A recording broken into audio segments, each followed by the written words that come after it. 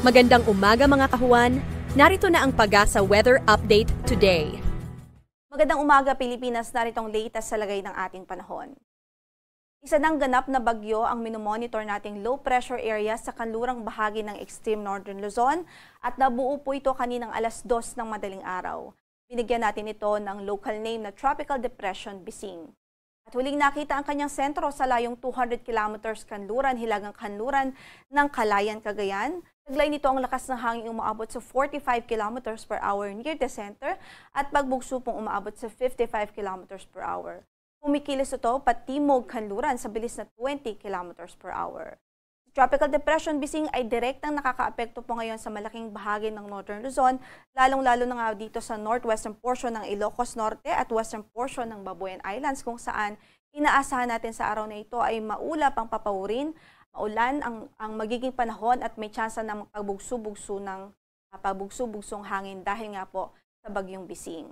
Sa mga karatig lugar dito sa natitirang bahagi pa ng Ilocos Norte, sa Apayao, mainland Cagayan maging sa Batanes Province, inaasahan din natin ang maulang panahon dahil sa epekto mismo ni Tropical Depression Bising. Maliban dito sa bagyo ay meron pa po tayong southwest monsoon o habagat na nakakaapekto pa sa natitirang bahagi ng ating bansa. Kung kaya't sa natitirang bahagi ng Luzon, inaasahan pa rin natin ang maulang panahon sa araw na ito, gayon din sa halos buong Visayas, epekto naman po ito ng habagat.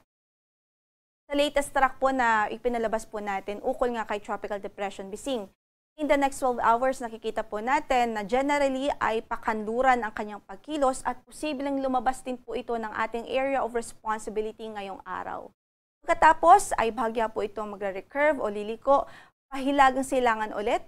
So posible po ang re-entry o muling pagbalik po nito o muling pagpasok sa loob ng ating area of responsibility sa western section ng ating area of responsibility. At beyond the 24-hour forecast period, mataas po ang uncertainty sa ngayon. So may chance po na yung track niya ay pumunta po sa kanlurang bahagi ng Taiwan o lumapit pa po ito sa extreme northern Luzon, such as sa Batanes, kung kaya't hindi natin inaalis ang tsansa ng pag-raise ng signal o pagtataas ng signal na pwedeng umawat sa signal number 2 sa Batanes Province. Ang nakikita din po natin based sa ating forecast, posible pong pinakamataas niyang abutin na category ay Tropical Storm Category. Kaugnay dito, nakataas ang signal number 1 sa northwestern portion ng Ilocos Norte at sa western portion ng Babuyan Islands, kung saan ay inaasahan natin ang minimal to minor threat to life and property o posible ang minimal to minor threat to life and property dahil sa lakas ng hangin na dulot po nito o sa lakas ng hangin na dala ni Tropical Depression Bising. Naasahan natin na slightly stronger din yung mga pagbugso ng hangin dito sa coastal areas at mountainous areas. In effect din ang ating weather advisory sa maraming lugar sa ating bansa dahil kailangan po nating ma-remind na maliban sa malakas na hangin ay mayroon din po tayong mga pag-ulan na inaasahan dulot mismo ng Tropical Depression Bising at ng habagat o southwest monsoon. Kaya't nakataas po ngayon ang ating weather advisory at posible ang 100 to 200 millimeters of rainfall dito sa Ilocos Norte at dito sa Pangasinan, Zambales, maging sa Bataan. Samantalang posible naman ang 50 to 100 millimeters of rainfall sa Cagayan Province, Batanes, Apayao, sa Abra, Kalinga, Mountain Province, Ifugao, La Union, sa Benguet, Tarlac, Pampanga, Bulacan, Metro Manila, Cavite, Rizal at Laguna, maging sa Batangas at Occidental Mindoro. Ito po yung mga lugar na pwede pong makaranas ng mga pag-ulan na pwede pong magdulot ng mga pagbaha at pagguho ng lupa. Kaya doble ingat ang ating abiso sa ating mga kababayan at makipag-coordinate po tayo sa ating mga local government units para sa mga precautionary measure.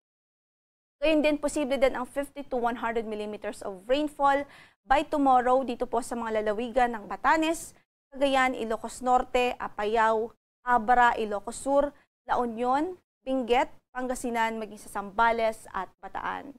And by Sunday, posible pa rin ang 100 to 200 millimeters of rainfall dito sa Batanes at Babuyan Islands dulot ng Tropical Depression Bising. At posible ang 50 to 100 millimeters of rainfall sa Ilocos Norte, Ilocos Sur, La Union at maging sa Pangasinan, dulot naman most likely ay dulot po ito ng habagat o southwest monsoon. Kaya doble ingat pa rin po ang ating abiso sa ating mga kababayan na maging alerto po sa mga posibilidad ng mga pagbaha at pagguho ng lupa dahil sa mga pag-ulan na dulot po ng habagat maging ng bagyong Sibising. So, i-reiterate lang po natin ang ating forecast, general forecast for today sa buong bansa. Meron po tayong signal dito sa northwestern portion ng Ilocos Norte at western portion ng Babuyan Islands. So, maulan po doon at may pabugso ng hangin dulot ni Tropical Depression Bising. Sa natitirang bahagi pa ng Ilocos Norte, sa Batanes Province, sa natitirang bahagi ng Cagayan Province at Apayao, asahan din natin maulan na panahon na dulot ni Bagyong Bising. Sa natitirang bahagi naman ng Luzon, asahan natin ng maulan na panahon dahil sa habagat. Para sa pagtayo ng ating temperatura dito sa Kamaynilaan, pwede pong umabot from 24 to 29 degrees Celsius, gayon din sa Tuguegarao City at Lawag City. Sa Baguio ay 16 to 22 degrees Celsius ang pwedeng maging agwat ng temperatura, habang sa Legazpi City ay 26 to 30 degrees Celsius. Sa Tagaytay ay 23 to 27 degrees Celsius, habang sa Puerto Princesa po ay 25 to 31 degrees Celsius.